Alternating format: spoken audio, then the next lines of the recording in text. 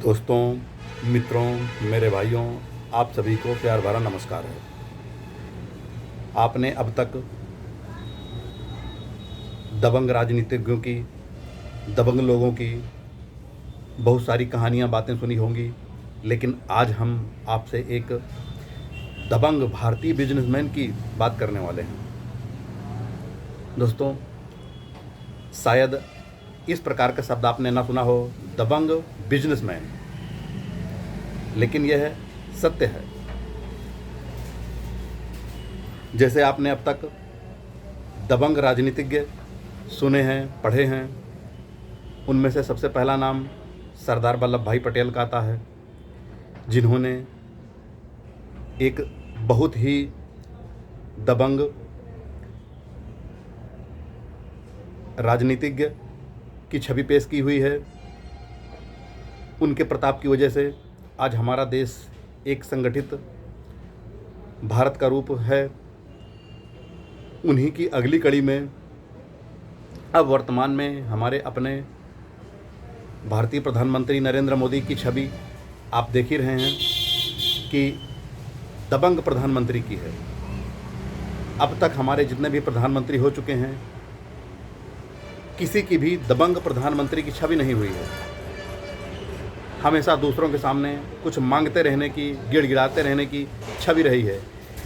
लेकिन ये हमारे पहले प्रधानमंत्री हैं कि जहाँ पर जाते हैं वहाँ पर खुद लोग इनकी ओर खींचे चले आते हैं। किसी भी देश में इनको ऐसा नहीं देखने में आता है कि यह गए हों और गिड़गिड़ाते हुए नजर आए हों। वहाँ के राजनेता खुद मिलने को इनसे उतावले होते हैं। इस तरह से जब से प्रधानमंत्री हैं हमारे नरेंद्र मोदी ने दबंग की छवि पेश की है। यह हम सभी के लिए बड़े गर्व की बात है। इसी प्रकार से दोस्तों, हमारे एक दबंग बिजनेसमैन भी हैं। अब तक बिजनेसमैन तो आपने बहुत देखे होंगे, कारोबारी तो बहुत देखे होंगे, अपने शहर में, अपने राज्य में, अपने देश में भरे पड़े हैं। टाटा, बिरला, अंबानी, ये तो बहुत बड़े नाम हैं और मंझोले और छोटे नामों से लिस्ट भरी पड़ी है। किंतु दोस्तों, इनमें से कोई भी एक ऐसा नहीं है जिसकी दबंग बिजनेसमैन, दबंग कारोबारी की छवि हो। सिर्फ एक ही आदमी है, एक ही नाम है, एक ही शख्स ऐसा है जिसको यह टाइटल, जिसको यह संज्ञा दी जा सकती है। वह हैं अपने गौतम अडानी। गौतम अडानी यह वह शख्सियत है जिन्होंने एक दबंग भारतीय कारोबारी की छवि पेश की है। इनकी दबंग कारोबारी छवि के कारण ही दुनिया भर में तहलका मच गया। दोस्तों, आपने देखा ही है कि किस प्रकार से जो इंटरनेशनल साजिशकर्ता हैं, उन्होंने एक हिंडनबर्ग नामक कौवे को इनके पीछे लगा करके किस प्रकार से छिछलेदर की है। किंतु दोस्तों, वह शॉर्ट टर्म में तो थोड़ा नुकसान हुआ है, किंतु लंबे समय में कोई नुकसान होने वाला नहीं है। आप देख ही रहे हैं कि इतनी तेज़ी से सीढ़ियां इन्होंने चढ़ी विश्व के धनपतियों में कि हमेशा से टॉप 10 की लिस्ट में, जो कि पश्चिमी देशों के व्यापारियों के नाम रहे हैं, तो इन्होंने टॉप 10 लिस्ट में भी इतनी तेज़ी से दौड़ लगाई कि यह दूसरे तीसरे स्थान पर भी पहुंच गए। अब पश्चिमी देशों के उद्योगपतियों से, राजनेताओं से रहा नहीं गया। उन्हें इस बात का डर सताने लगा कि यह उद्योगपति, भारतीय दबंग बिजनेसमैन जल्दी ही हमारी नंबर 1 की सीट हथिया लेगा। इसलिए उन लोगों ने मिलकर के साजिश की। हिंडनबर्ग रिसर्च नामक एक टप्पेबाज फर्म के साथ उन्होंने बहुत बड़ी बड़ी डील की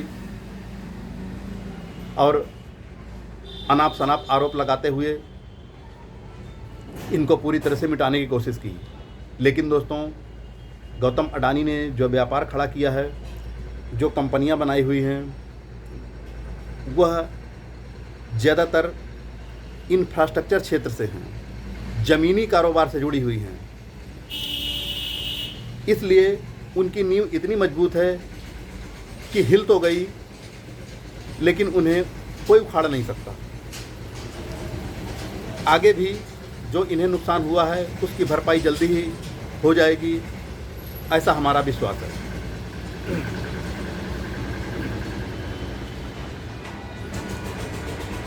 आपने देखा ही है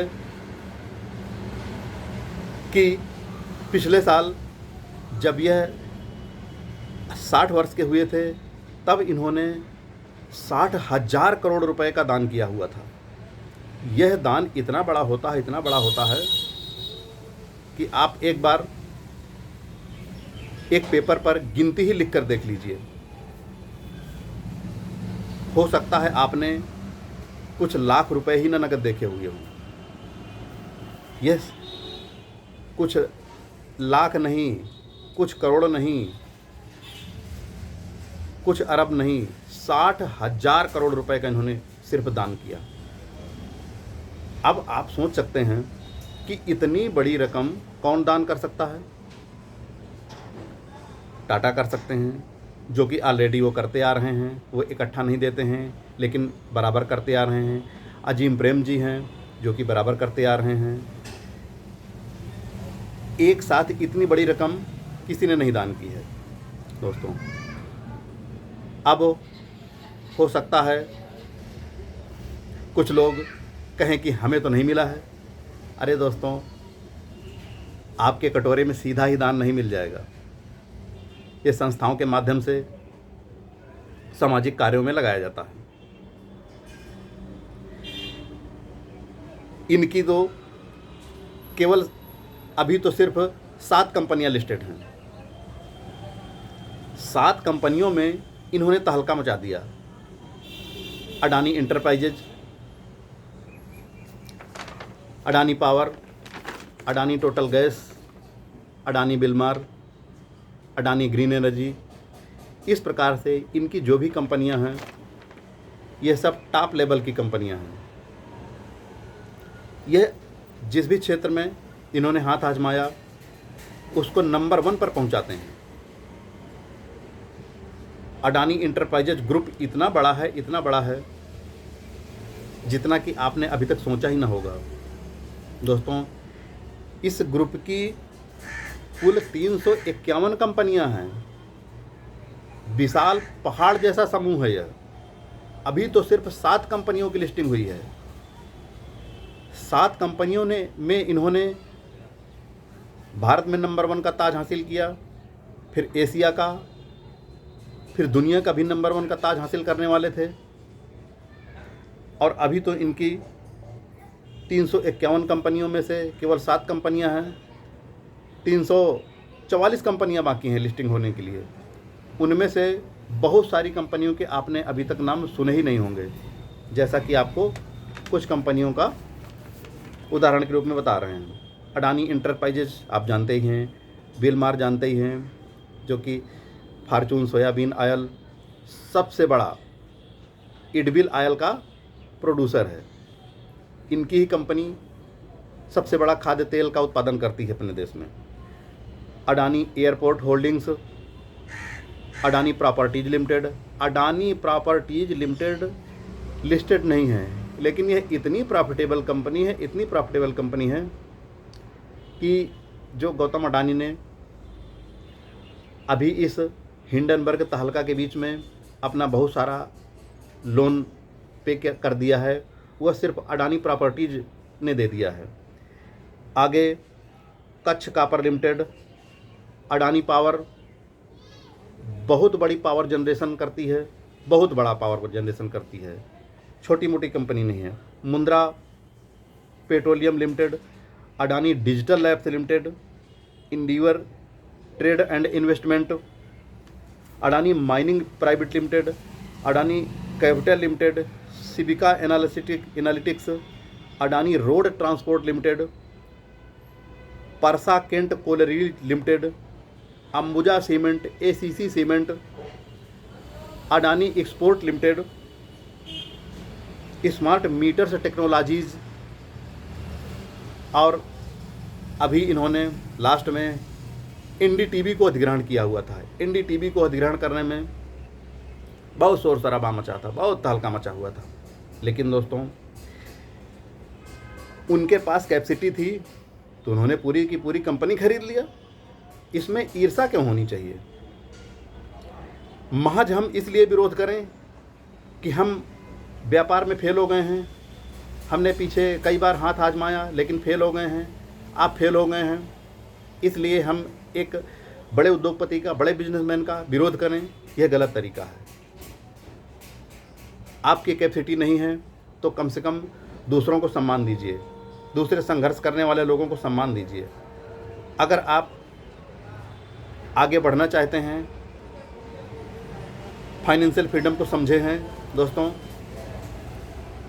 तो आपको इस प्रकार के संघर्ष करने वाले लोगों को, वह व्यापारी हों,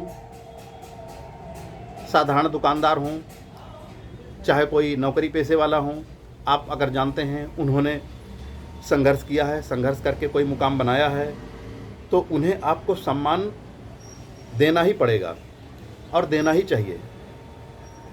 अगर आप सम्मान सामने नहीं दे सकते हैं, नहीं दे पाते हैं, तो कम से कम अपने मन में सम्मान दे सकते हैं, मन के भीतर सम्मान की भावना बनाए रख सकते हैं।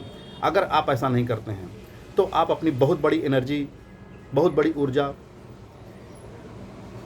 उसमें ही वेस्ट कर दे रहे हैं, ईर्ष्या द्वेष में वेस्ट कर दे रहे हैं, नष्ट कर दे रहे हैं, जो कि वह कीमती ऊर्जा आपकी उन्नति में सहायक बन सकती थी। इसलिए अगर आप आगे बढ़ना चाहते हैं, अपने जीवन में उन्नति करना चाहते हैं, तो ऐसे धीरू भाई अंबानी, मुकेश अंबानी और गौतम अडानी जैसे संघर्षशील लोगों के व्यापार से, उनके पैसे से ईर्ष्या मत कीजिए, नफरत मत कीजिए। वो किसी के दुश्मन नहीं हैं। उन्होंने व्यापार करके इतनी बड़ी धन दौलत कमाई है, देश का नाम रोशन किया है। वह अकेले ऐसे उद्योगपति हैं जो बरगद की तरह फैल रहे हैं पूरी दुनिया में। कम से कम 20 देशों में इंफ्रास्ट्रक्चर का व्यवसाय चल रहा है, सड़क बना रहे हैं, पुल बना रहे हैं, बहुत बड़े प्रोजेक्ट अपने हाथ में लिए हुए हैं, तमाम देशों की कोयला खदानें चला रहे हैं, एयरपोर्ट चला रहे हैं। इस प्रकार से उन्हें देखेंगे बंदरगाह, जो कि उनका अडानी पोर्ट है, अपने देश में उसके बराबरी कोई नहीं है। अडानी पोर्ट का अपने देश की 7 समुद्री सीमाओं में अडानी पोर्ट का व्यवसाय है। देश से बाहर जाए माल या देश से अंदर आए, एक्सपोर्ट हो या इंपोर्ट हो, अडानी पोर्ट से ही होकर गुजरना होता है। 80% कारोबार अडानी पोर्ट के द्वारा ही होता है। केवल अपने ही देश में नहीं, दुनिया के अन्य तमाम सारे देशों में इनका पोर्ट व्यवसाय फैला हुआ है, जो वहाँ के पोर्टों को चलाते हैं। अब दोस्तों, इनकी थोड़ा सा पीछे जीवन पर चलते हैं। ग्रेजुएशन के यानी बीए के पहले साल में ही इन्होंने अपना कॉलेज छोड़ दिया था और व्यापार में कदम रखा। फिर समझदारी से कदम बढ़ाते गए और पहली जनरेशन के ही ऐसे उद्योगपति हैं कि जो धन कुबेर बन गए, धन का अंबार खड़ा कर दिया। हालांकि ऐसा काम, इस प्रकार से व्यापार तो धीरू भाई अंबानी ने भी खड़ा किया हुआ था, लेकिन आगे मुकेश अंबानी ने बहुत बड़ा किया। पर इनका व्यवसाय, इनकी सोच, इनका व्यापार तो अमेजिंग है, कल्पनातीत है दोस्तों।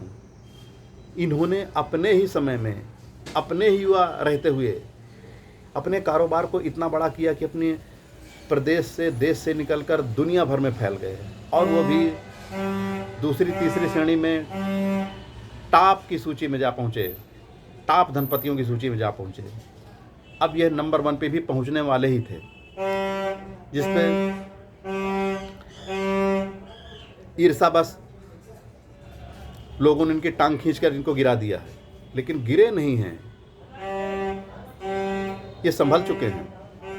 अब आप देख रहे हैं कि इनकी कंपनियां फिर से अपनी उन्नति की ओर चल पड़ी हैं।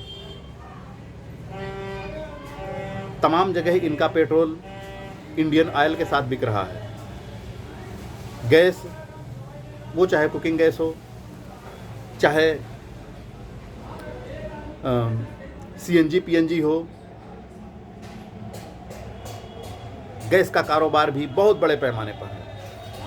इस तरह से दोस्तों, अगर आप भी आगे बढ़ना चाहते हैं, उन्नति करना चाहते हैं, तो ऐसे दबंग बिजनेसमैन की, जिन्होंने अपने देश की शान को दुनिया भर में बहुत अधिक बढ़ाया हुआ है, ऐसे लोगों का आप मन से सम्मान कीजिए और टांग खींचने का प्रयत्न मत कीजिए। वैसे आपके टांग खींचने से कोई फर्क पड़ता भी नहीं है,